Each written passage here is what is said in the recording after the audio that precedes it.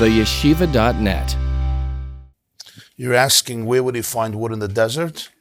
They had to bring wood from Mitzrayim to build the Mishkan. So how did this person find wood in the desert? Or trees in the desert? I don't know, I never thought of that. Maybe it was from the surplus of wood that they had. I mean, you're saying in the Midbar, in other words, we call it, what Rabbi Litzman is suggesting, we call it desert. That's the name, 40 years in the desert. But I don't know if all the regions that they were in could be classified as desert. It was called the Midbar because basically they were wandering in the wilderness, right? And a lot of the places were desolate, and a lot of the places, as it says in Chumash, were places of snakes and scorpions and no rain and no water and drought, etc.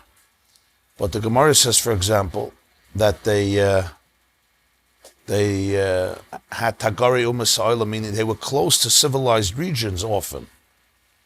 Like we see later, they passed Edom and they passed Moav and they passed Ammon and Sichir and Oig. So it could be, I'm just thinking practically, there were different regions, right, that were not defined mamash as desert, where there's no trees and no produce and no vegetation. And he says with so many animals, you also had to feed them, to pasture. I don't know, it's an interesting order. It's an interesting order. I have to look into it, maybe some of Farshim talk about it. Okay, so we have quite a few things going on here in this Maimer of the Balatanya. We have what's called the Eitz Chaim and Eitz Das, the tree of life versus the tree of knowledge. And there's a man on Shabbos comparing the trees. That's what the Zohar says. We have the literal interpretation of Mekosheish Eitzim, which is extremely very different.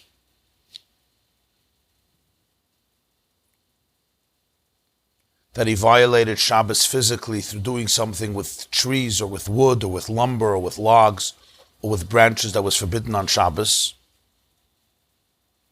The way the Balatanya puts it here, that he was Oiker Dover Megiduloi. He uprooted something from its natural growth. And we have to understand what the connection between this Zoharic interpretation of comparing trees spiritually to the literal interpretation of violating Shabbos with trees. The Zohar seems like extreme, very abstract, very metaphoric. Why would they give this interpretation? And what's the connection to the literal story? He's comparing trees, and that's why he gets killed. It's a violation of Shabbos. It's a problem on Shabbos. When you look at this story, you have the story the way it's described in the Zohar in Parshas Shlach, that he describes in this Maimah. He was comparing the Eitz Chaim and the Eitz Das, wanting to know which is greater. That's in Zohar. That's in Kabbalah. If you'll open up a Masechet Shabbos, Masechet Shabbos, Tzadik Vav, page 96, Tzadik Vav Amud Beis, you have the same story. The Gemara also asks, what did the guy do? What did the man do? I think it's in Perek HaZoyrek, of Tzadik Vav in Shabbos. What did the man do? How did he violate Shabbos? And the Gemara, interestingly, brings three interpretations. The first interpretation is Rabbi Yehuda in the name of Shmuel. Yehuda says in the name of Shmuel, what did he do? Ma'ivir arba amas b'reshus harabim. He basically took wood and he carried it. He carried it 4 amas, 4 cubits, 6 or 8 feet in a public domain. And with that, he violated Shabbos. He made a hakiri, he made a hanachi, he lifted it up, he put it down, and he walked a certain amount of space in a public domain where you're not allowed to carry, not only rabbinically, but biblically. It wasn't a private domain or a semi-private domain, what we call a karmelis, but it was a real reshus harabim, an authentic public domain where you're not allowed to carry 4 cubits. That was the issue. So Mekosheish is, he walked with it, he carried it. That's Shmuel. Then the Gemara says that there's a Braisa. The Braisa says, Masnisatan a toilish. He uprooted the branches. He harvested, he cut the branches. That's the opinion that Baal HaTanya brings here. Oiker dover megidulai. He uprooted it, harvesting, cutting trees or fruits or vegetables or plants or shrubs or bushes on Shabbos is a biblical prohibition. We call it kaitzer, right? Cutting, harvesting. And that's what he did. Toilish. He uprooted the trees or the branches from their source, from their roots. That's a biblical violation. And then the Gemara brings a third opinion, Rabbi Acha, Rabbi Acha, the son of Yaakov, he says the problem was ma'amir.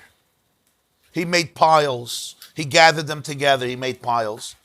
In Shabbos, we have another malacha called ma'amir. Ma'amir literally means when you take stalks of wheat and you make bundles, you make sheaves. Like it says by Yosef's dream, right? We were taking stalks of grain and making sheaves, bundles out of it, gathering them together. That's what he was doing. Ma'amir, he was making piles.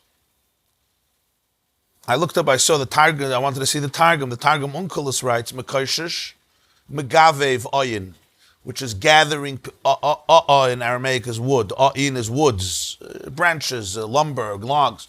Megavev is gather. That's what the Targum Unkelus says. That's like Rabbi Acha. But then I saw Targum Yonis and Ben Uziel, which is an earlier Targum, yeah, he says Toilish. he was uprooting. So it's three different opinions in Gemara. Walking 4 cubits in Rosh Hashanah and carrying wood, uprooting the wood, or gathering ma'amer. Three different opinions. And the Gemara itself says L'may nafka. The Gemara itself says L'may nafka. And goes into all discussion. If you chayiv one chatos on all the malachas, or every malacha, or different chatos, why each one had a different opinion. The Gemara itself asked L'may nafka. So that's the way it's in pshat, what we call a nigla. The revealed story, the way to understand the story concretely. It was a violation of Shabbos, one of the malachas, connected to Eitzim. Obviously, he wasn't cooking, or baking, or sewing, or building, or demolishing, because it's with Eitzim. Something happened with Eitzim.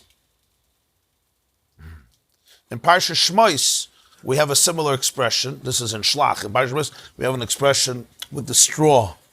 There's a chumash there.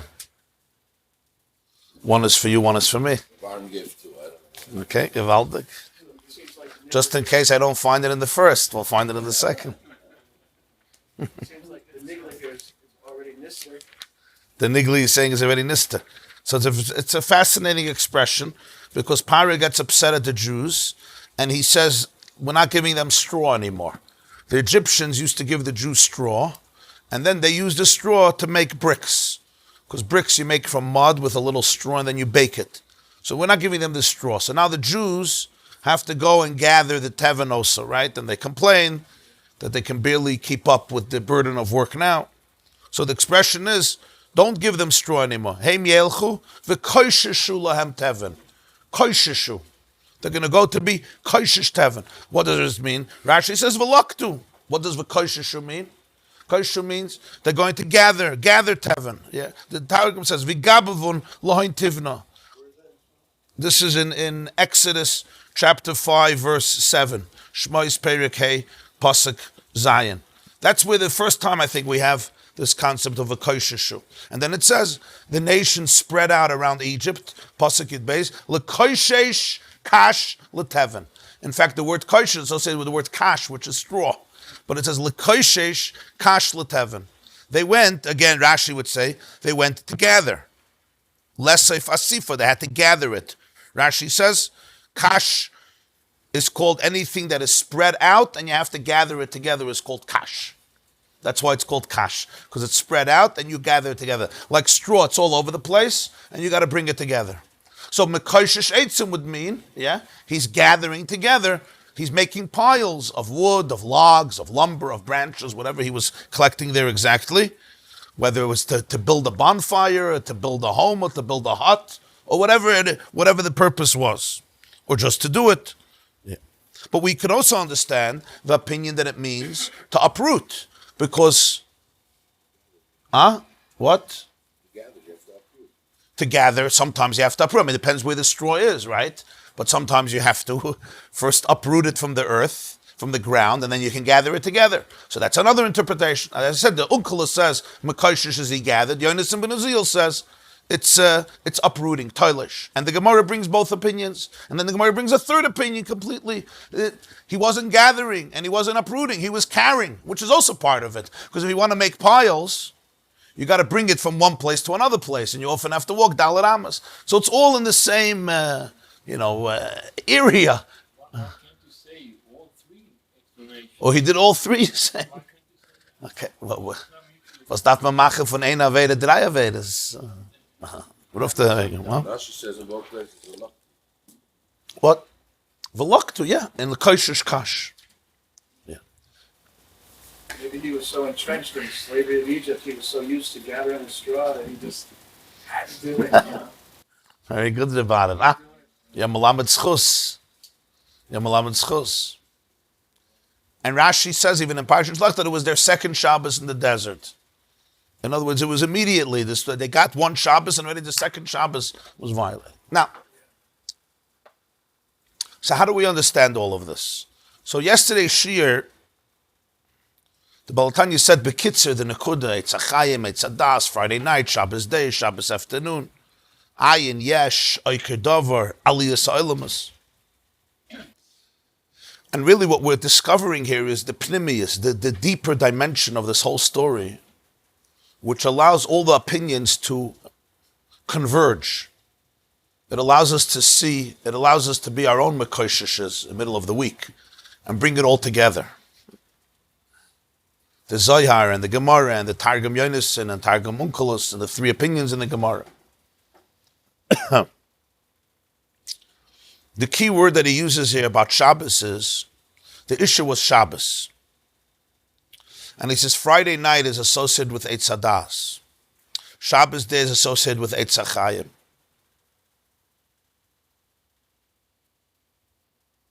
Then there's Mincha, which is called Shabbos Shabbosim.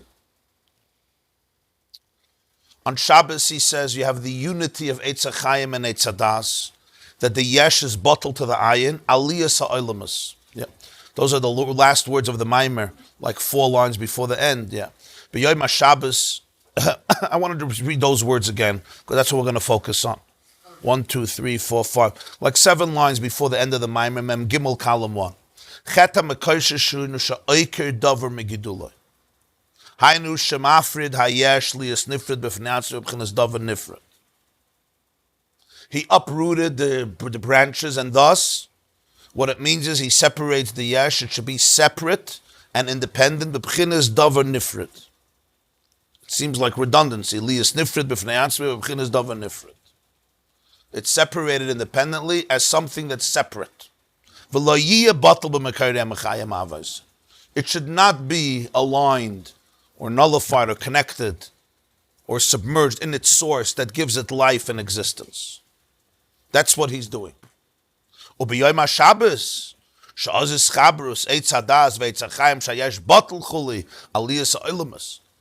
middle of the week, no. But on Shabbos, in Mefarshim, there's an interesting dik I once saw. It says, "Vayiyu b'nei Yisrael b'midbar, vayimtzu ish Mekosheish Eitzim b'yom HaShabbos."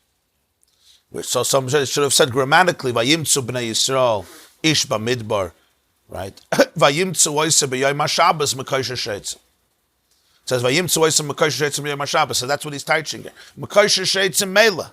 The problem is, it was b'yom HaShabbos. B'yom HaShabbos shazes chabros Eitz Hadas v'etzachash hayesh bottle aliyas ha'olamas. Yom HaShabbos the olamas go up, the yesh is bottle achein ha'oiker davar megidulei sholiyas yesh b'fnei atzmei heipacha bittul b'mekayrehu chayev. A whole week your harvest is not a problem. On the contrary, sheishanim tizra sadecha v'sheishanim tizra karmecha. The pasuk says 6 years you plant your fields. You weed out the vineyards. You have to be oiker. You have to harvest. It's part of what we do to live. To do malacha, sheishis yamim tavoid, means to harvest. Not only that, as we learn out the Gemara in Shabbos, that all the work that is prohibited on Shabbos is the work that was necessary in the construction of the Mishkan. They had to harvest in order to build the Mishkan. In other words, to build the Mikdash, the Mishkan, they had to do this. The problem is Shabbos.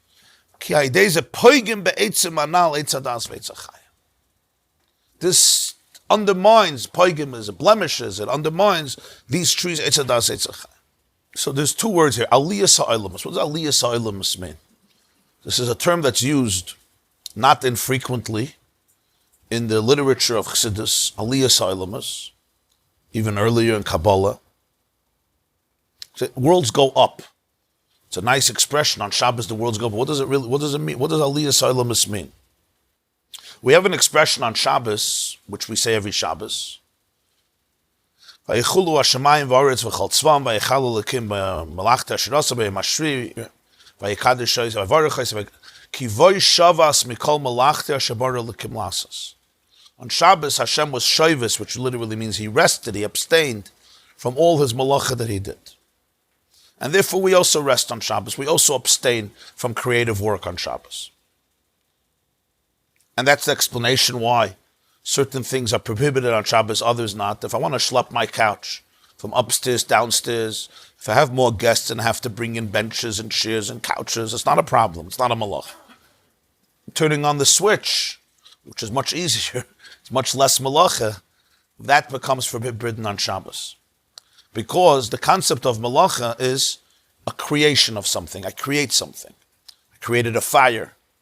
I created a new structure. I cooked. I created from food that was not edible, I created edible food. I'm creating something. I'm doing a bria. I'm making a transformation in an object. Whether I'm sewing or I'm writing. I create something new. There was paper here, and I created letters, words on this paper. It's a creation of something.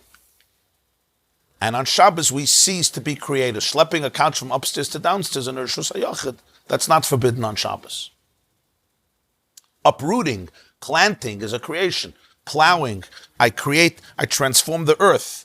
From being infertile, it becomes fertile. It becomes susceptible to be able to sow, to plant. I'm planting a creation. I'm putting in a seed. I didn't just put a seed somewhere. I put it under the earth. I covered it up. I buried it.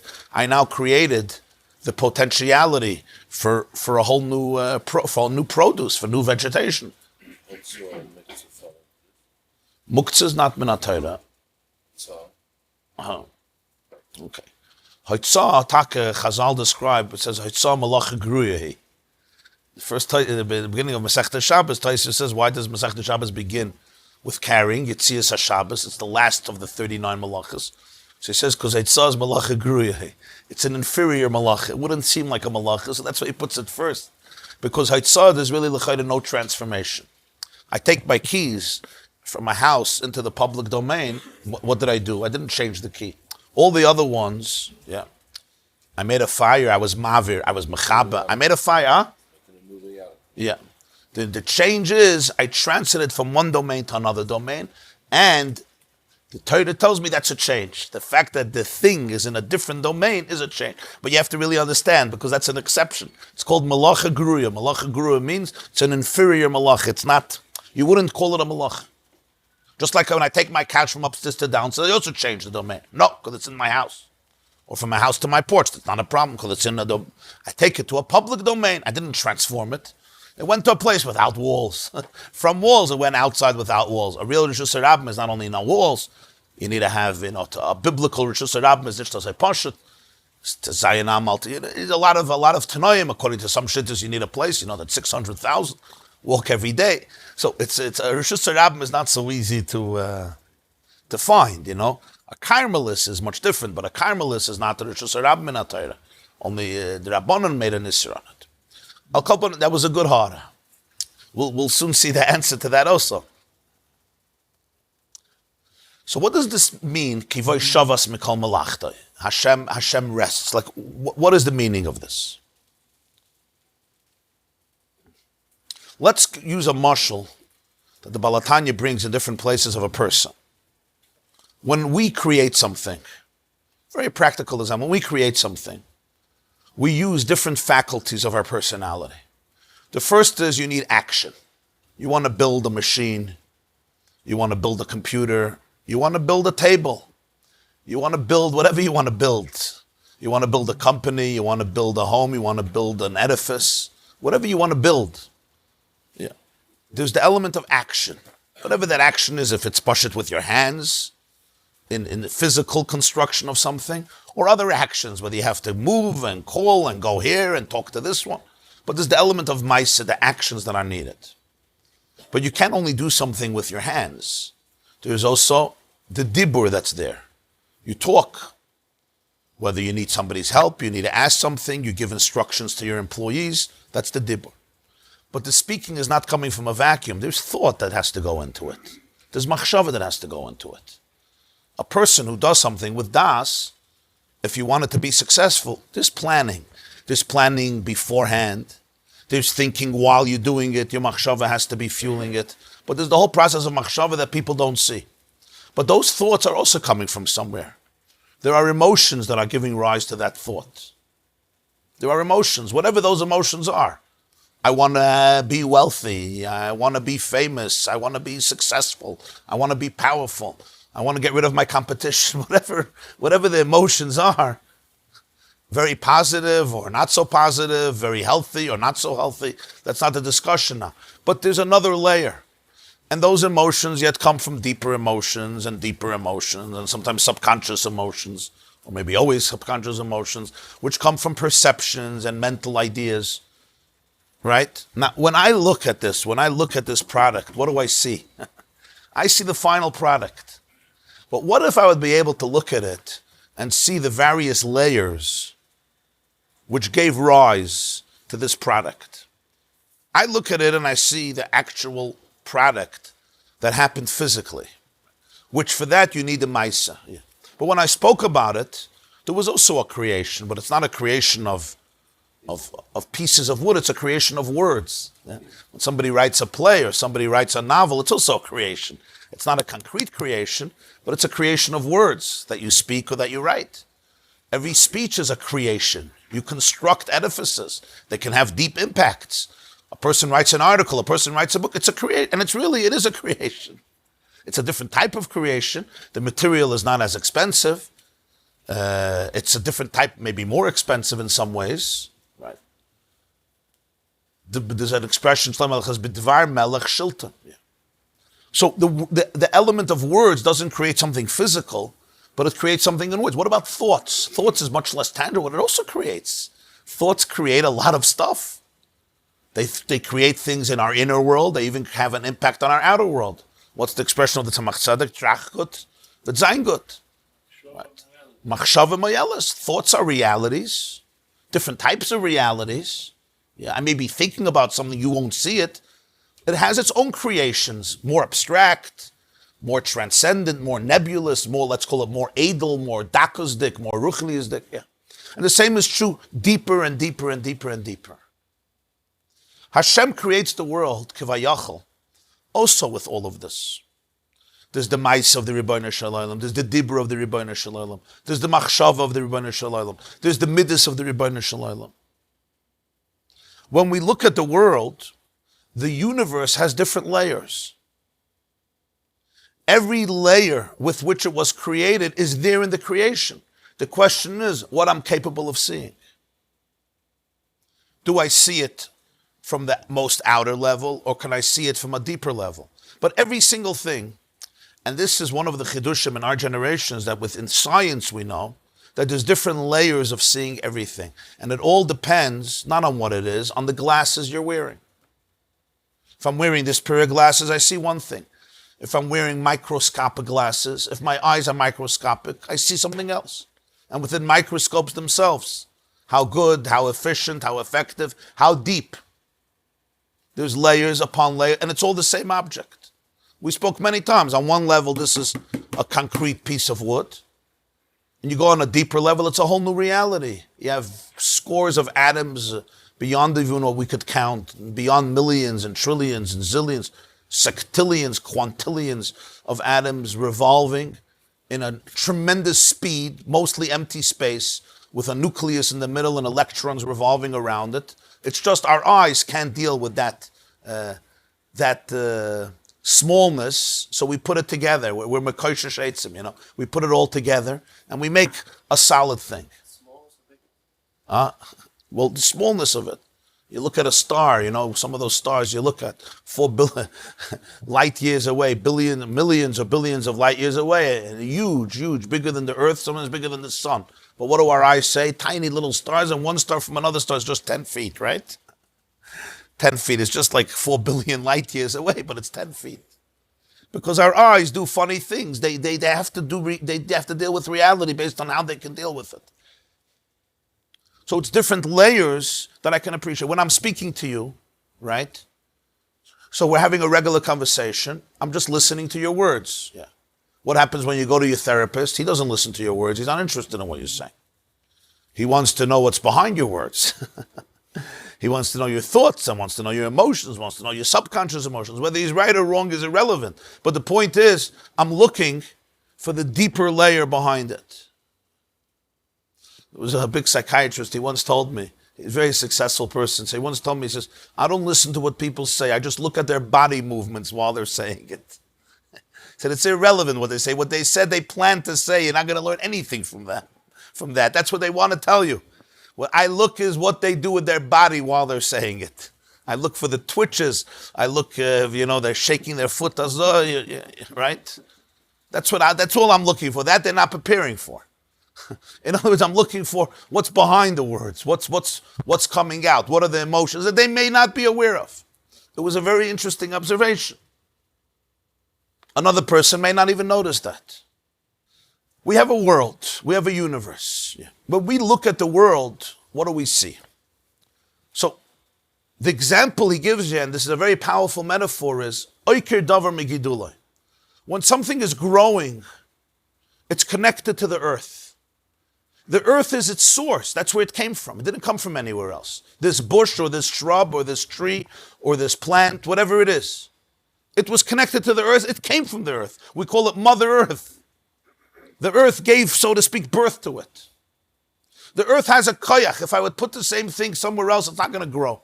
You could put it on the most beautiful golden dish. Take a seed and put it on the most beautiful golden dish in the world. That the golden dish that cost you, I don't know how much it cost you, nothing is going to grow. It's the power of the earth. On the third day, it says, Hashem says, Tatshe ha'oretz desha, esev mazriya zera, eitz pri oisa pri leminoi. Which means that the earth has within it the koyach hatzemeach, hakol hoyim in offer. The pasuk says in Ecclesiastes and Koheles, the earth has the power to produce. It's the mother that, under certain circumstances, of course, there's a need for water, and there's a need for sunlight, etc. Today they already do these things, they can do some stuff synthetically and artificially, but you need those ingredients in order to be able to create the tzmicha, the miracle of produce. So the earth is, so to speak, it's koyach, it's chiyus, that's where it gets its life from. You detach the tree from its roots that are embedded in the earth and it can't live. There's no life anymore. It's a dead tree. That's what a dead tree means. It dies. So the connection to the earth means the connection to its source of life, its vitality. Now, when it's ripe, you have to disconnect it. That's why the fruit changes colors when it's ripe. One of the fascinating things of nature, the fruit changes colors. Why? It's almost like the fruit is now making an advertisement. Till today, I was green, and I was mixed in to the foliage, to the leaves, and you didn't even see me because everything is green. Now I became orange. I became purple. I became red. It's almost like the fruit, not almost, the fruit is announcing, come, take, enjoy, macha bracha, eat. It's a fascinating thing. Plus, the fruit is protecting you. The fruit is telling you, when I'm green, don't eat me because I'm not ripe, it's not healthy, I'm unripe. Now I changed colors. So it's almost announcing it's time to go off. And I don't know if you know that when a fruit becomes ripe, most of them weaken their connection to the branch. A week earlier, it would have been hard. You could pull it off if you try, but it's harder. It's not only it changes colors, it releases the connection. It's much easier to pull off. It's almost like it's all planned. It's one of the things you see people don't realize. This is what children should be taught these things. Because it's almost like the tree has not only it plans its own survival, so evolution, it's busy surviving, that itself is ganza feine pella. But it's also busy thinking about me. How did that happen by mistake, I want to know. Mainly you want to say the tree wants to survive, so after billions of years it figured out the best way to survive, as though there was something to figure it out. But how does the tree know exactly to protect me? Like, why does the tree care about me and you? Suddenly the tree not only is brilliant, it also has a lot of Avos Yisrael. All by mistake, of course. And not only Avos Yisrael, love of humanity. And not only humanity, love of all the animals, and love of all the birds, and love of all the insects, everything. Such selflessness. And its whole life is designed to make sure that everyone else lives. It's like the ultimate Jewish mother. The ultimate Yiddish mama. Huh? Yeah. Love, such love. Like, you really care if I eat your fruits prematurely? Yeah, I'm going to change my color. And I'm going to make a beautiful color. Not just I'm going to change the color. I'm going to make an attractive color. And I need to make sure that bees have their honey. So I'm going to create flowers for no reason. Nobody needs these flowers. Yeah, because I'm trying to attract the bees because they like flowers. They like the nectar. And I'm going to create colors. So therefore I can attract everybody. And I give them and they give me and they pollinize me. Right? So all this is happening constantly. Why did I get into colors? I forgot. So there's a time that it releases its grip, exactly, and you have to separate it. Because now if you continue staying on the tree, you just become a burden. We see these fruits. Either they rot or they just fall off on their own. In other words, there comes a time the tree says, you're done. Now it's time for you to move on and end up in somebody else's domain. The esrog could be dar mishana l'shana, yeah. Hadar in the Gemara in Sukkah, an esrog could be on a tree for many years. It's a unique fruit. Most fruits, when they hit the season comes, they can't stay. Lemon, yeah. Either they become too heavy, they decompose, they fall, etc.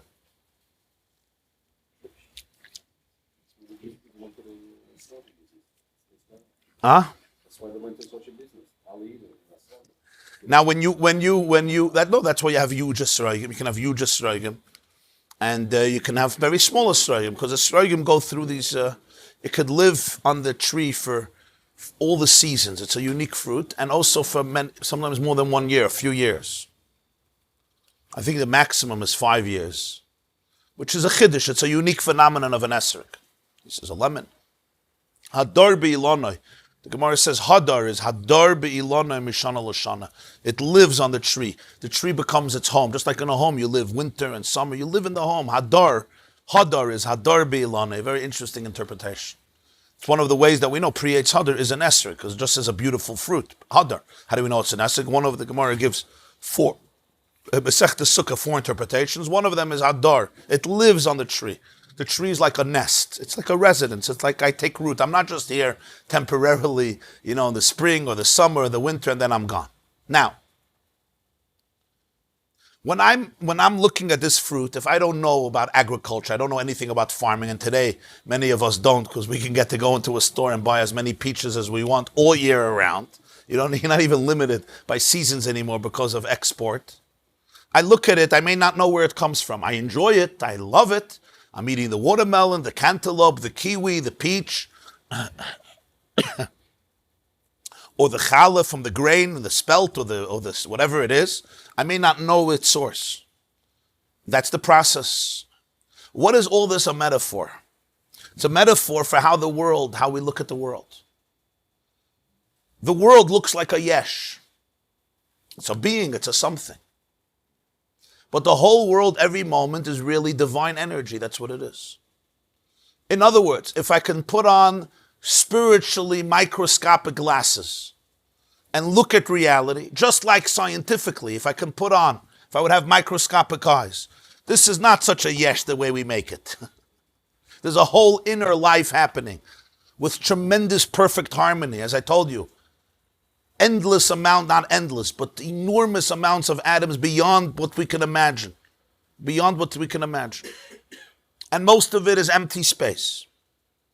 And it works in that perfect harmony and symmetry. If I can yet go a step deeper in that empty space, if my eyes could pick up that empty space, what I would see is the Dvar Hashem, the divine energy, that sustains it, that gives it vitality, That's called ayin.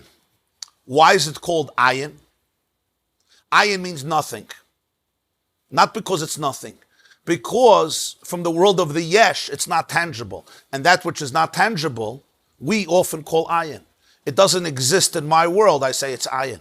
It may be more important than the yesh, but from my perspective, it's called ayin, not because it's really ayin. The ayin may actually be the most important element here, but for my eyes don't pick it up. If my eyes don't pick it up and my fingers don't detect it and my ears don't hear it and my nose doesn't smell it and my mouth doesn't taste it, from my perspective, it's called ayin.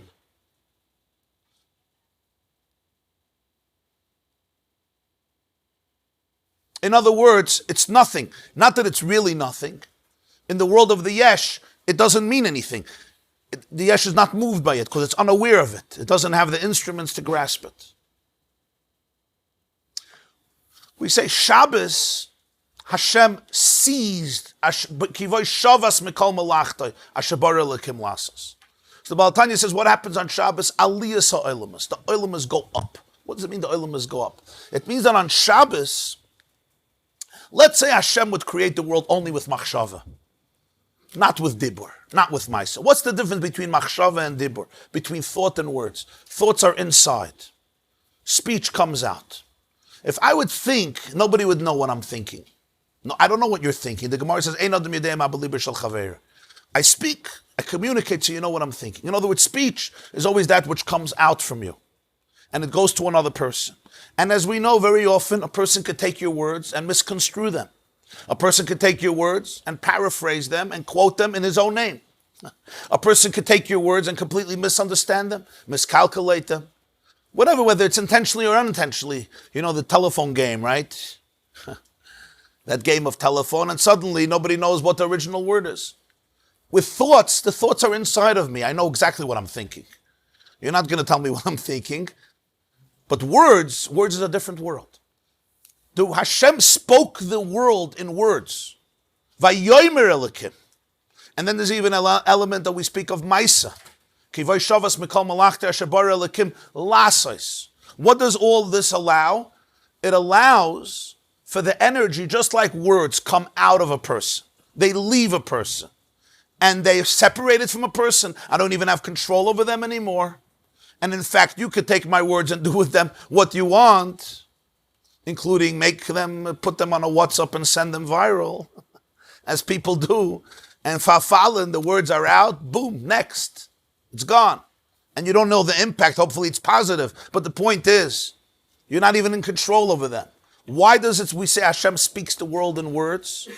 It's a metaphor of saying that the world assumes an identity that you could perceive it as something separate from its source. Just like words, leave me. If the world was only created by machshava, what would it be? It would have never left the source. So what type of world would I see? I would see a world that Hashem is everything. Hashem is everywhere. Einoid Mulvada. And you know what? That world exists. It's just a deeper layer. As I told you, when you create something, the mice is there and the dibur is there and the machshava is there. It's all there. The question is what you're picking up.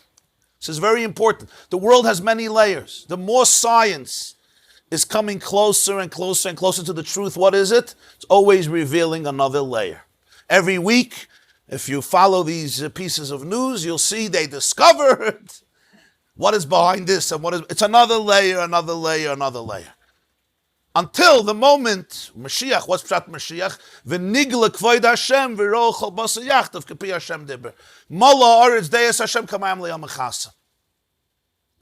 When you'll discuss planet Earth, you'll discuss geology, astronomy, cosmology, science, biology, physics. What are you going to see? You'll see Elikus, you'll see Achdus Hashem, oneness. And already today we see the convergence between the physical and the spiritual in crazy ways. I told you many times, the physicist Planck, he said that matter is a derivative of consciousness. Consciousness is not a derivative of matter. Which means the Gashmi is the cause of the Ruchni. The Ruchni is not the cause of the... We always thought matter is a fact. There's a world. Now figure it out. It's this. No, he says. The reason there's a world is because you think there's a world. This is not coming from spiritual words. It's coming from nuclear from a physicist named Max Planck, a Nobel Prize laureate, one of the great theoretical physicists, quantum mechanics. He says matter is a derivative of consciousness. In other words, it exists. What exists here is because I see it that way. It's because of what my interpretation. What if my eyes would be able to see a deeper layer? It would be a different world. Is that world not here? Of course it's here. The Rambam has an expression, Hilchos Tshuva, Olam Haba, is not a world that's coming in the future. He said that it's the same world that's here now. Olam Haba just means that the person sometimes needs a soul that's not clouded by static to be able to see it. There's a Mekuber Ramemi Fanu, Reb Menachem Azariah Fanu, one of the great Mekubolim in Italy. Fanu was in Italy. The Ramemi Fanu says, "I say for Sodom and Monos." She says every person walks around either in an Aver Gan Eden or an Aver Gehenna. It's not you go to Gan Eden or Gehenna. The leption in Gan Eden or Gehenna. Depends which world you're in. One person is living in a world and they create their own Gehenna. Another person is living in Gan Eden. In other words, it's the energy. If somebody is sensitive to it. So all the layers exist. The question is what I pick up on. What's the uniqueness of Shabbos? The uniqueness of Shabbos is Aliyah Ha'olamus. What's that Aliyah Ha'olamus? The worlds go up. They go on a ski slope. We put them on one of those, what are they called when you go skiing? Lifts. And suddenly the worlds go up. They go higher. What does that mean? So you say, Ahecher Welt. It's something very genuine about Shabbos. On Shabbos, the worlds go up means there's a special air. There's a light in the world on Shabbos that a sensitive soul looks at the world. He sees a higher world. What does it mean he sees a higher world? He sees a deeper layer of the universe. In the Lashon of the Balatanya, not the Dibur, but the Machshava. The Selbe Welt.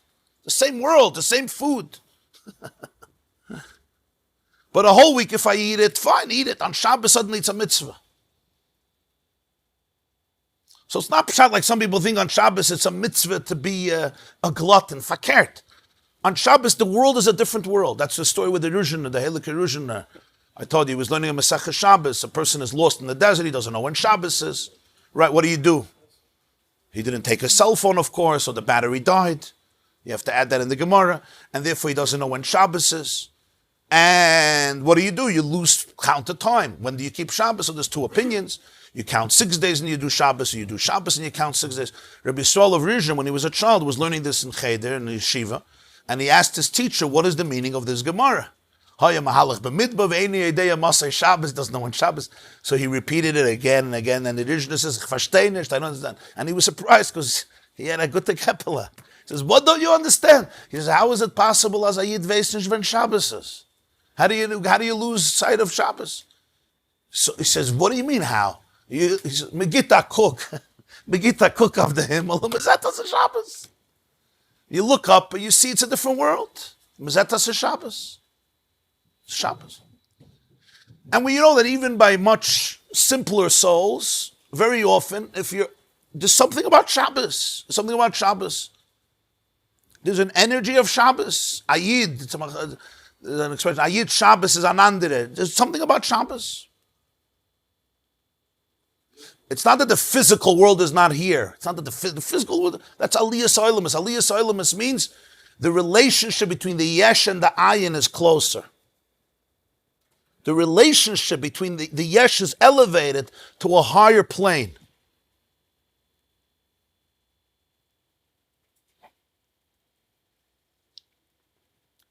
Now, there's a difference.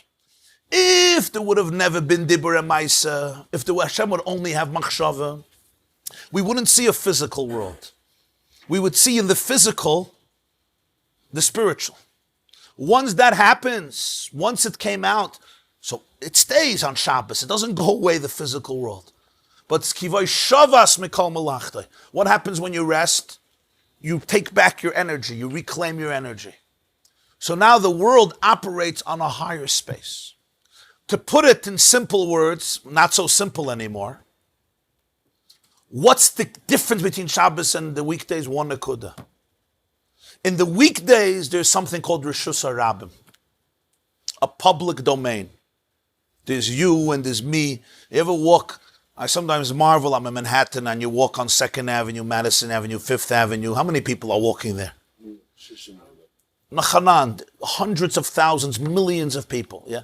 Today everybody's on their phone, almost bumping into each other, bumping into poles. But even a few years ago when people still walked and they looked ahead of them, not texting, millions of people. And sometimes I'll stop for a moment and think, every person here is thinking about something else. Everyone. Yeah. Every person. Hundreds of thousands. But there's one more thing. And everyone is convinced that what they're thinking about is the most important thing happening in the world right then. And everybody is equally convinced, and they're normal people. They're nicht alle Mashiach. But that's what they really believe, including me. Including me thinking about these funny things. The difference is what I was thinking was really the most important thing in the world. That's the only difference. The only problem is that's what everyone else says too, right? And I always say, that's the ultimate, everyone. This one just made $10 million commission from a building he sold right on 1st Avenue. And this one just lost that amount. This one is getting married tomorrow night, and this one's marriage just ended. This one is on top of the world, this one is on bottom of the world. Yeah. This one is upset about this. I don't even know what they're thinking about. I'm not trying to imagine what everybody's thinking about. But I know that everybody's thinking about something else, and they're convinced that this is the most important thing, and everything else revolves around my thoughts. And this is how the world works. This is called the ultimate Rishus Harabim. Rishus Harabim doesn't only mean there's a lot of people there. Of course that's what it means. It doesn't only mean it's a public domain. It means it's a domain in which there's Rabbim. What does Rabbi mean? There's you in your world and I'm in my world and we're disconnected. The only ways our world will come together is if I can get something from you. What's Rishus HaYachid? Rishus HaYachid is a place where Achdus is noticeable. There's a oneness. If you can bring things back to their source, let's say I would be able to see in every yesh the source. Or to put it this way, let's say I would not uproot it from its source. If it would be organically connected, then it's Yachid. There may be many differences, but the differences all stem from a oneness. It's a diversity. What does it say on the dollar in Latin? Okay, you got it. You learned this in which grade? I pluribus unum, which means in Latin it means from many one, right? From many we make one. What does it mean from many one? The concept, there could be many people and with a lot of diversity, but there's a oneness. There's a oneness. The Shvatim are called Shvatim. Shvatim mean branches. Why? What's a Shevet? A Shevet is a tribe. But Shevet doesn't really mean a tribe. Shevet means a scepter. A stick, a branch. Why are they called Shvatim? Because they're branches that come from one tree. But that's only when they're connected. When they're disconnected, then they're called Matos. Matos are sticks, not branches. When you look at a stick, a cane, you don't see that it's a branch anymore. You may know that it's a branch, but you don't see it. The Shevet, there's still moist. There's still connection to the source. How do you connect them with Shul? How? It's not impossible. It's just a deeper layer of reality. Just like with a person, how do I connect to my own machshava? I have to step back. If I'm always in projective mode, if I don't stop talking and talking and talking, look who's talking, then I never will. What's the first thing you have to do? Right? Like Reb Nuchem says, take a deep breath. Why do you take a deep breath? You gotta go in a little bit. You gotta retreat. I have to go out of the outer world and go into the inner world.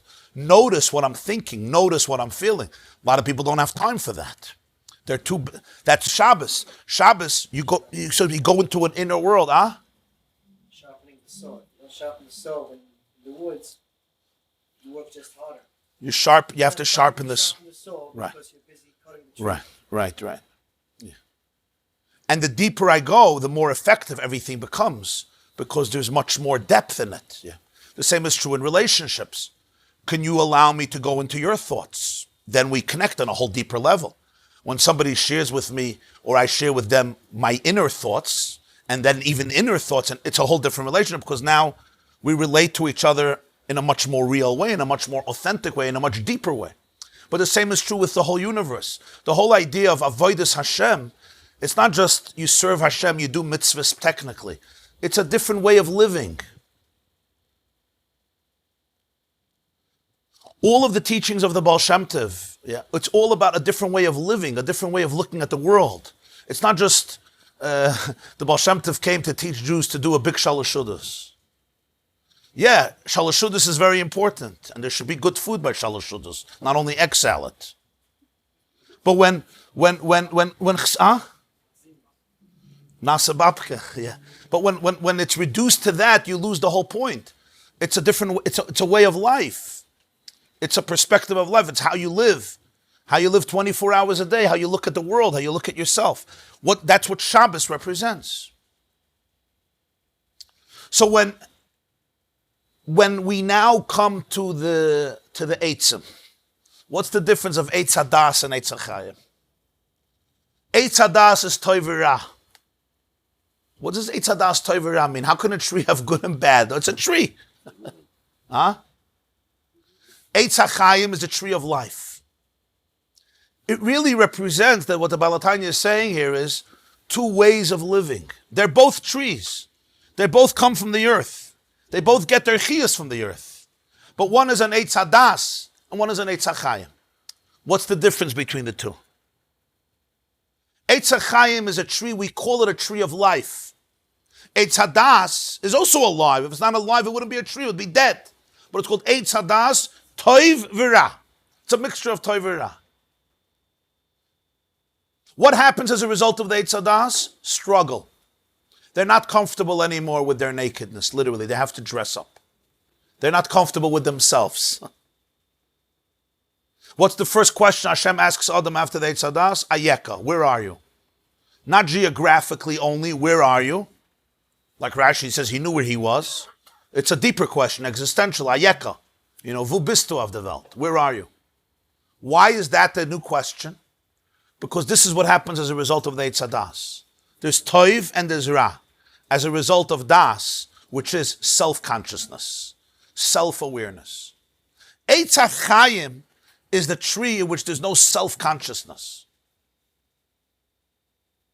I'm conscious of the self, but I'm not self-conscious. You know the difference? There's a very big difference between self-consciousness and conscious of the self. In the world of Eitz HaChaim, I'm always connected with life. What is life? Life is that which lives. Va'atem hadveikim b'Hashem Elokeichem chayim kol chamayim. The obvious Rabbi says, Asara nikru chayim. Torah, Yisrael, Hashem Elokim chayim. Hashem Elokim chayim. What's that? Hashem Elokim chayim. Life doesn't die. Life is life. Eitz HaChaim means I'm always connected with life, with the source of life. And therefore I'm always alive. I'm fully alive because I'm aligned with the source of life. It's back to our electricity metaphor. The refrigerator has electricity, but the refrigerator's electricity is just an extension of the power of electricity. It's not like the power of electricity now enters into the refrigerator and the refrigerator owns its electricity. It doesn't own anything. It's a manifestation of electricity in my kitchen. And the electricity never dies. Electricity can't die by definition. Electricity doesn't die. You know that. The refrigerator dies, not the electricity. So if I'm a refrigerator, I die. If I'm electricity, I never die. You understand what happened by the Eitz Hadas? By the Eitz HaChaim, there's no death. How could there be death? Why should you die? The you doesn't die. The you is aligned with electricity. You're just a manifestation of electricity. There's no death. You can call it unplugged, maybe. Unplugged. Unplugged means that you're not manifesting the electricity anymore. That's what you're doing. That's why death, electricity doesn't die and Neshama doesn't die. Unplugged means my guf is not manifesting the electricity. But my electricity doesn't die, my life doesn't die, my personality doesn't die, nobody dies. Before the Eitz Hadas, the physical was not separate from the spiritual. So therefore the body also didn't have to die. Eitz Hadas Tov Ra means a world in which I become self-conscious. And now I want to own the electricity. Now the refrigerator says, sorry, it's my electricity. I own it. Really. And I create a whole philosophy around the fact that it's my electricity. And now I become insecure. You know why? Because your electricity is more powerful than mine. So now I'm busy with insecurity. I'm not sure who I am. So I go to therapy. Can you tell me about my electricity? Because I'm really threatened by my wife's electricity. In Eitz Hacham, what do you mean you're threatened by electricity? You're both manifesting one electricity, you in this way, me in this way. You're one. We're all one. Electricity is one. Hashem Echad. I'm manifesting it here. You're manifesting it here. We're one. Rishus HaYachid. Eitz Hadas creates Toiv and Ra. I'm not sure. Toiv is connection. Ra, as we said many times, is brokenness, fragmentation. I'm disconnected. So there's Toiv and Ra. And all Ra comes from this. All depression comes from this. What's depression? Depression means I have no value. I'm a shmata. What do you mean you have no value? Does God get depressed? Yeah, when you get depressed. What do you mean I have no value? What's this I that has no value? This I is an infinite manifestation of God in this world. How could it not have value? Can anybody explain that? The Herz was tutzach. The I always it has infinite value if it's rooted in the Eitz HaChaim. Self-doubt, insecurity. What is really the idea of trauma? Trauma is the idea that there's something about me that is so embarrassing. There's something so shameful about me. Why? Because I'm identifying not with a fake I, not with the real I.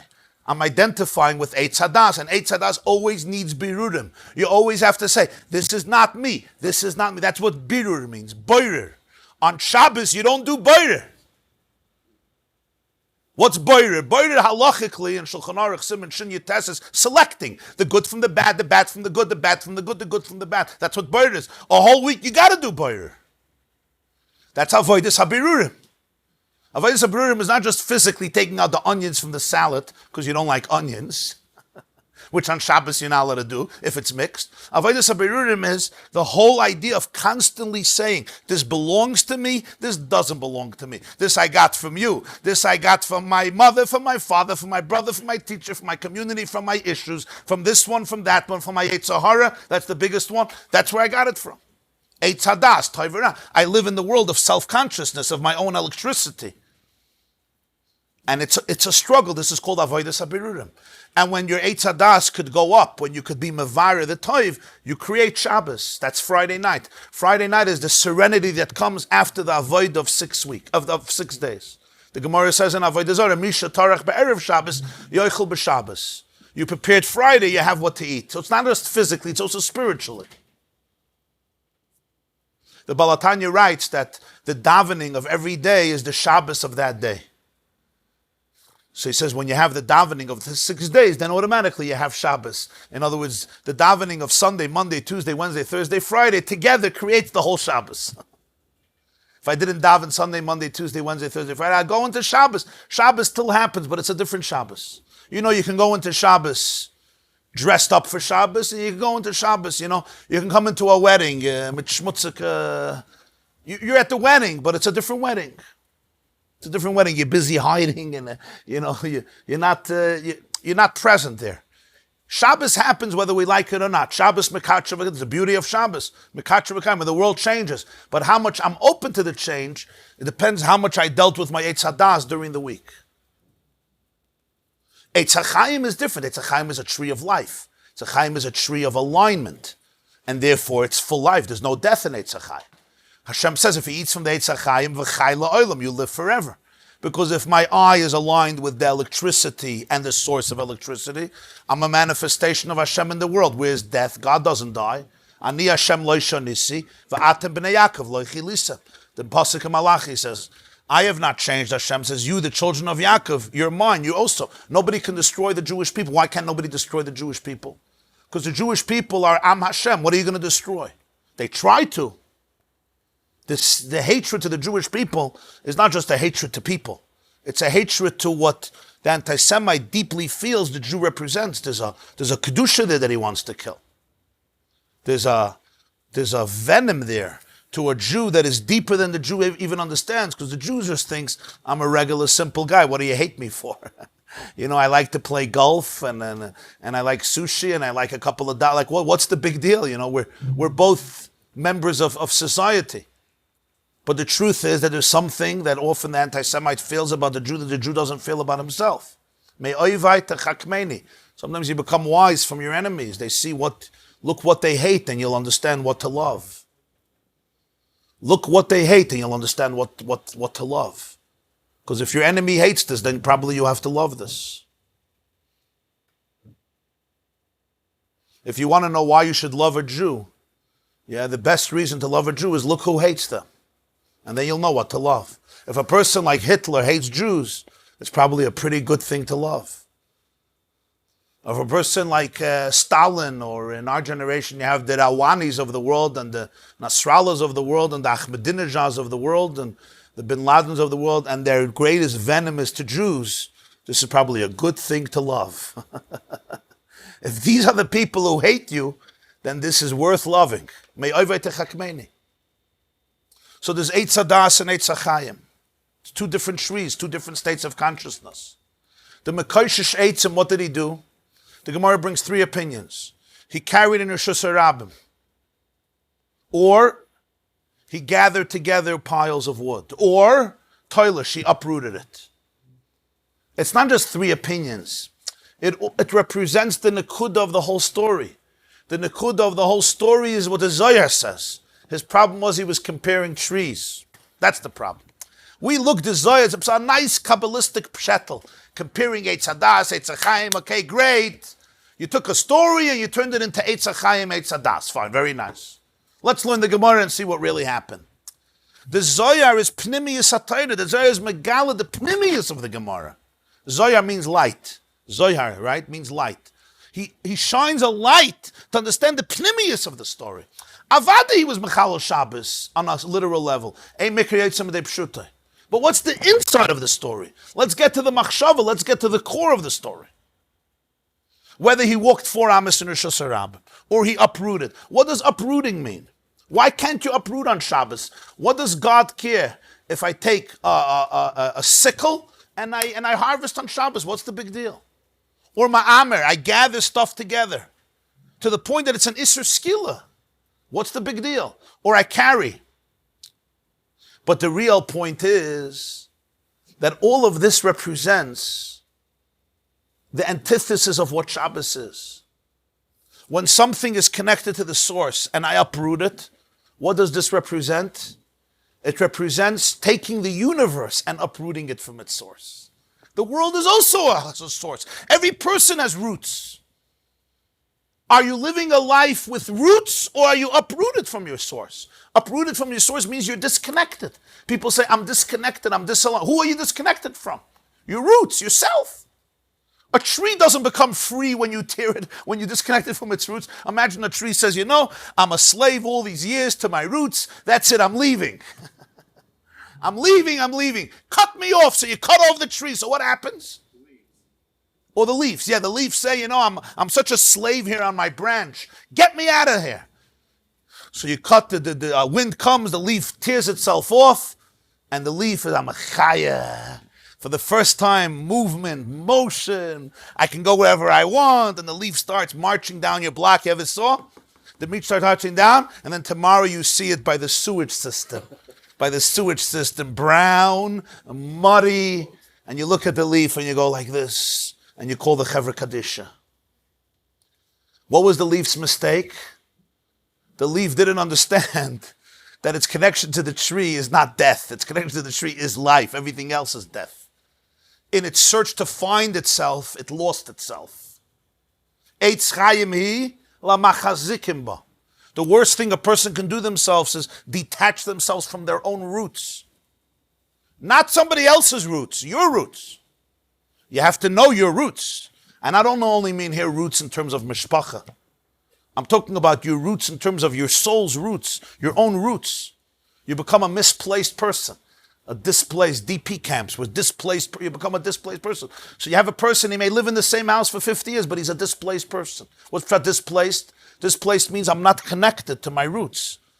I'm not connected. I'm not organically connected to my voice, to myself, to the source of electricity. The moment I become disconnected, the yesh is now separated from the ayin. Now what happens is all types of confusions come into the person. Psychological, emotional, and practical. I'm detached, and that's the pain. It's the pain of detachment that we're trying to overcome. I think many of us, the pain of detachment. It's very hard to be detached. It's not easy. We have attachments. Now you have to know which attachments are root attachments and which attachments are attachments to come to compensate for the fact that you're not attached to the roots. When people are addicted to something, they're attached. Well, what are they looking for? They're detached, so they become attached to things that can make them feel attached. I once asked a person, why do you always drink? So he told me, I'm trying to get out of my head. I'm always in my head. And it drives me crazy. I'm never calm. I'm trying to figure things out. What do you think about me? What do you think about me? Where am I? Where am I not? Am I enjoying the wedding? Am I not enjoying the wedding? Do I like myself? Do I hate myself? Do you like me? Who am I? Why am I? Am I here? I'm not. Anybody is familiar with this? It's called living in your head. It can drive you crazy, right? He says, I will do anything to get out of this. If that means being drunk every day, that's what it means. So there's something very genuine about it. He's completely not attached. He's not attached. And he's feeling it. It's terrible pain. You're not attached to yourself. You're not attached to who you are. You're not attached to your own soul. I said a beautiful word Shabbos from the Baditch, 2 Shabbos ago from the Baditchever. It's a moededike word in Kedushas Levi. It says that Yeshua sent 2 spies to check out Eitzim in the Haftarah of Shlach. Moshe sent 12, Yeshua sent 2. So the expression is he sent Miragle Cheresh. Cheresh means deaf, mute. Cheresh. So he sent deaf and mute spies. What's the advantage of sending deaf and mute spies? Spies have to hear. They have to be able to give a report. Wrong people. I mean, they may be very fine people, but don't send them as spies. They got to have all their faculties functioning. They have to hear what people are saying. They have to get the energy. What's the cheresh, deaf and mute? So the Mefarshim struggle with this. There's a Medrash in Rus and Rashi speaks. One especially Asu atzmechem kacharoshin. Make believe you're deaf. Make believe you're deaf so people will speak in front of you. Different interpretations. Klei cheres, make believe that you're selling pottery. Whatever, different. But Ditcher says in Kedushas Levi, he says much deeper. And he says a moededike word. When you go, I said every place has energy. The energy is a lot of times created by the people who were there before. You know, sometimes you come home from an event with a lot of people, and for 2 days you're a mess. You blame yourself. It's not really you. You picked up the energy of the place or the energy of the people. Those of you who are sensitive know what I'm talking about. You can come home. 2 people can come home from the same bar mitzvah, from the same wedding, from the same dinner, from the same event. One person, never happened. The other person, for 3 days, you're not normal. You're doubting yourself. You're tired. You're exhausted. Suddenly you have all these weird emotions. So you're going to therapy because you think you're crazy. You're not crazy. You just picked up a lot of toxicity that was out there. And you have to know this. It's called avodas habirura. You have to know what's mine, what's not mine. Anybody knows what I'm talking about? Huh? Yeah. You come home, you don't know the Nechemia. Baruch Hashem. Some people go there just detached. But if you're attached, you pick up a lot of people's energies. So this is what the Baditchever says. Listen to this. He says, Yeshua knew they're going to go to the same place where the first Meraglim went. He says, because they're sensitive souls, they're tzaddikim, they're going to pick up the whole energy and all the thoughts of the first Meraglim. So he said, Cherish, you're going to have to be deaf to their energy. Don't take in that energy. You're going to experience all their thoughts because you're going to be walking in the same terrain. You're following their footsteps. A generation later, other people won't pick up on it, but I know you're going to pick up on it because of your sensitivity. And you're going to experience what they experienced, but you're going to call it your own because you don't know where it's coming from. You know what I mean? Suddenly, your issues are not my issues. And I'm going crazy. And all I have to know is it's not mine, it's fine. Take a salt bath.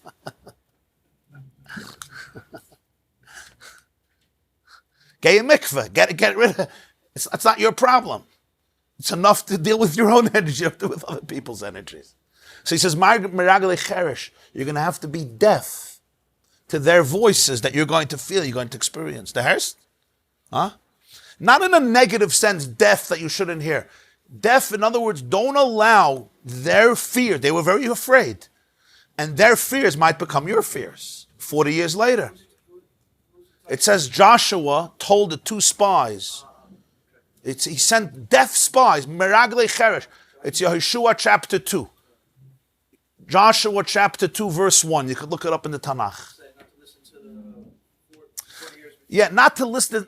You're going to feel their voice. You're going to sense their energy. And it's going to be toxic. Because they came back and they said, we can't go. You have to be deaf.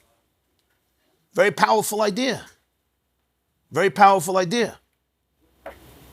Jacobson mentioned a few days ago that the Rabbi said that we should not do Torah now, but do Gula, something about.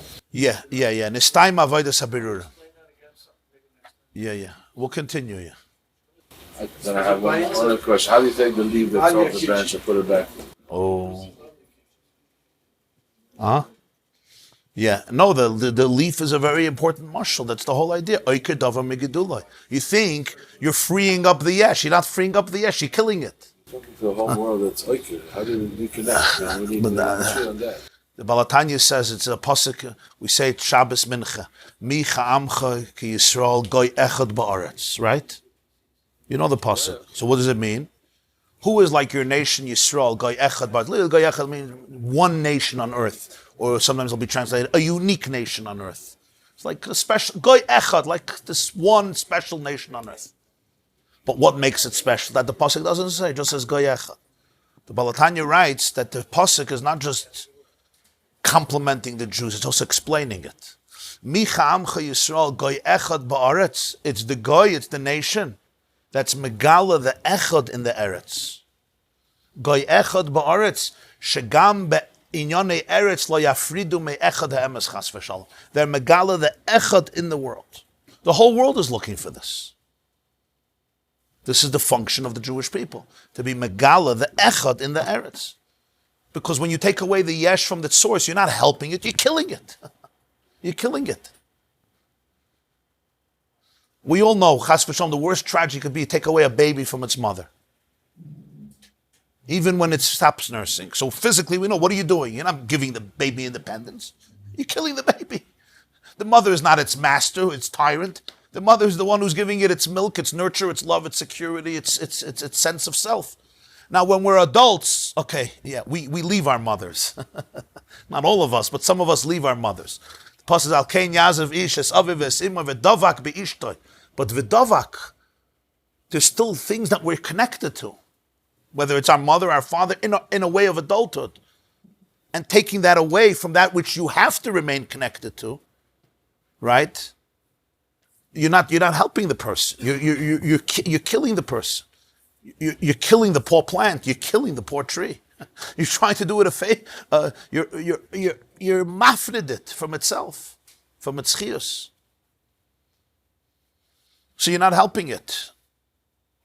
Elamai, you have to be aligned with your own roots, not with somebody else's roots. That's the issue. The issue is sometimes you come and you'll say, I'll connect you to my roots. You understand the difference? That's another form of separation. I can't connect you to my roots, I have to connect you to your roots. If I see here only one Eitzim. Is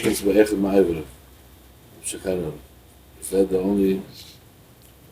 Well, all Torah mitzvahs is a life of alignment. That's what it is. Every mitzvah is another way of aligning the world with its source. Like the mitzvah we learned today about Shabbos. What is Shabbos? Shabbos is ultimate alignment. Every mitzvah in its own way, tefillin in its way, and davening in its way, and krishma in its way, and brichas hamazon in its way, and bir chametz in its way, and eating matzah in its way. Every mitzvah throughout the year, and mezuzah in its way. Rabbi Isaac, the house was tutzach. Huh? As long as the person lives, he's not like a leaf by the flowers. Even after, we're never that way. The question is in our perception if we're that way. In physicality, you could tear off a fruit. In spirituality, you can't separate your electricity from the source. Try. Take the plug and say, I don't need you anymore. I don't need electricity. I have my own. What happens? Try it. The iPhone tells the electricity, Ich darf dir nicht. I'm independent. Steve Jobs made me. I don't need you. Okay, unplug the phone. It'll be alive for 10 hours, 6 hours, 5 hours. You'll live. In the human example, you'll be able to live, you'll function, but it's not real life. A much better way of living is, not a real way of living is, I am a manifestation of the electricity in this world. In a unique way. Because the vacuum cleaner doesn't manifest electricity like the refrigerator. And the laptop doesn't do it like the air conditioner. Right? It's all, and it has a different way, but it's all electricity. So we're all one, but we're all separate. That's the beauty of it. That includes, by the way, everybody in the shir also, not just the big world. L'mashal, me and him are one, believe it or not.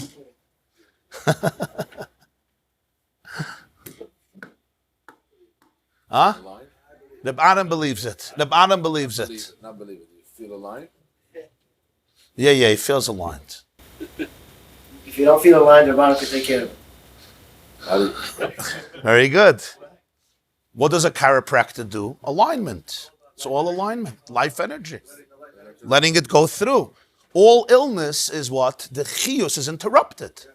Imagine the body says, I'm on my own, yeah? The foot says, the back says, I don't need it all to come. Who are you? I have my own. It's not because we don't like your ego. It's because you're not an ego. You're part of oneness. You're not an ego. It's not like we want to crush the ego. We don't want to crush the ego. We want the ego to be real. It's not like we care if you have your own life.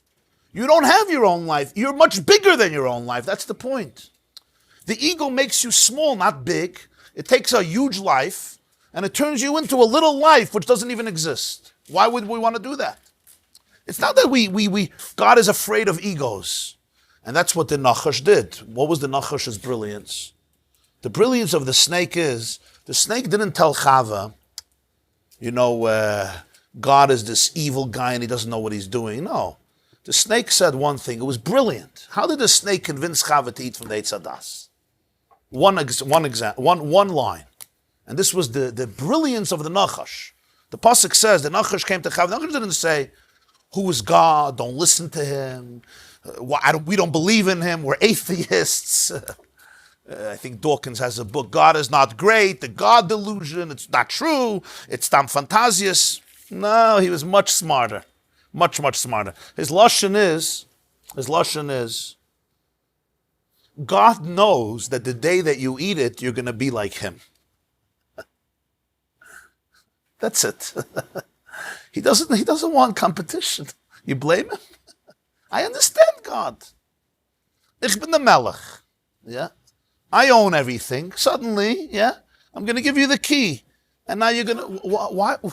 Why would God... I understand God, actually. But it's not your problem.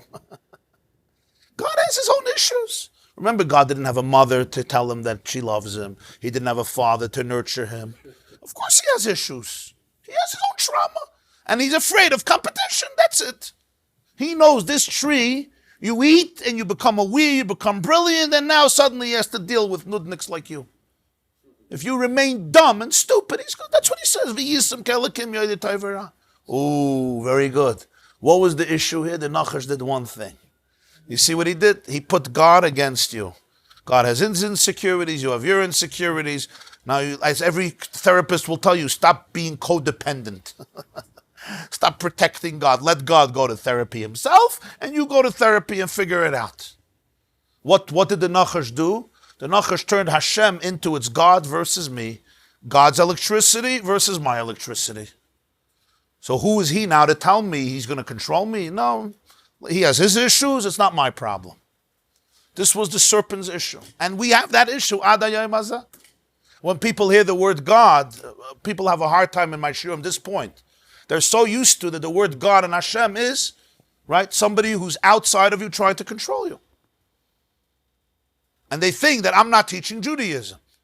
Because all they're saying is they're just propagating what the snake said. 5,000 years later, the same words like the snake. All I'm trying to do is help us heal from the snake. God is not outside of you trying to control you. You are God. God's will is you. Your will is Hashem's will. That's what it is. There's alignment. You're bigger than you ever imagined. Don't take your ego and take it away and become this little small thing that doesn't even exist. When you live with your ego, you're becoming the smallest person possible and something that doesn't even really exist. It's mamish like the leaf off the tree. I'm free. Great, you're free. 6 hours later, you're by the sewer. Yizgadalvi Yizkadash. You ever saw those leaves at the sewer? It was a beautiful blue-red leaf on the tree, yeah? And now it's muddy, and all the carriages are on it, and it's about to fall into the sewage system. You ever see? And there's mud and piles of mud. And I feel bad for that leaf, because I knew what the leaf was thinking. Free at last, out, I'm off. And that's what happens so often to people. Right? A lot of youngsters, they leave their community. What are they looking for? They're looking to find themselves. They want to feel attached. But here's the danger. You detach from one thing that's driving you crazy, and what are you attaching yourself to? Are you attaching yourself to yourself? Or are you attaching yourself to things that are not bringing you any closer to yourself? They're just bringing you further. This doesn't mean you don't have pain in your community and you have to figure it out. I'm not here saying that every situation is rosy, but the point is, we all know that it's not. Right? But if a kid was, let's say, abused in a community, he can't feel attached there. How can I feel attached? I don't feel safe anymore. I feel shame and hate and safe. So I'm looking for myself. But where do you go to look for yourself? The worst thing is to go look for yourself in places that will promote your detachment. They will not attach you to anything. On the contrary, they will distract you from your detachment. Huh? Likkutei Torah. How does snake move with apple to eat? Snake. If you ever dealt with a snake, they know a lot. Appealing to her ego. Yeah. The Nachash was very smart. This is what the Yetzirah. Yetzirah doesn't say Hashem is not. He's here. He just has his issues. He got his issues. He shouldn't control you. The moment God became the controller, right? Ooh, you want to control me. It shows how powerful the ego is because it was. Yeah, it detaches. It detaches you. Even before she Yeah. She didn't even have an ego yet, but it was so strong. Yeah. Ego is easing God out. Okay. Between each and Chaim, good and bad, or truth or false. Check, Emerson or check. I have an explanation. It's a das, it's a Chaim. Emerson Sheker versus good and bad. Yeah, the Rambam says that in Moreh Nevuchim. Yeah. That before the tree it was emes and sheker, and then it became toiv and ra. It was objective, became subject. The Rambam says that before the Eitz Hadas, everything was either true or false. After that, it's toiv or ra, which is subjective. Not anymore true or false, good or bad. It's the human experience. For example, you'll say, it was a good meal, it was a bad meal. What's the definition of good? Doesn't necessarily mean good that it promoted life and health. It means I felt it was good. You'll say, was it a good speech or a bad speech? Say it was a good speech. What made it good? Was it true? Lav dafka. It was entertaining, let's say. I liked it. It wasn't necessarily, that wasn't the parameter of reality. If it feels good, it's good. My experience. What if it's not good? I don't know. Fine, but it's good. Emes and sheker means, is it true or not true? Yeah. It says before there was emes and sheker. If it's true, it's true. But Mela, it's good. What makes it good is that it's true. Today, good, you'll say a good politician, a good leader, a good writer, a good meal, a good speech, a good presenter. It's true? Maybe all sheker, but it's good. In other words, it's geschmack. It's a delicious meal. It's for my taste buds. Maybe it killed you. Maybe it's not good for the animals. Maybe it's not good for the world. Who cares? It's good for me. What I think is good for me. It's not really good for me. You understand? Rabbi Pinson said Chomer and Surah. Surah, Yeah, Chaim and Surah.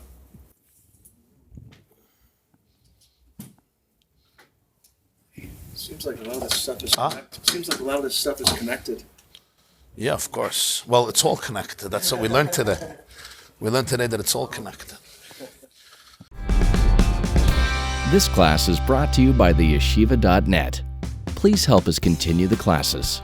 Make even a small contribution at www.theyeshiva.net/donate.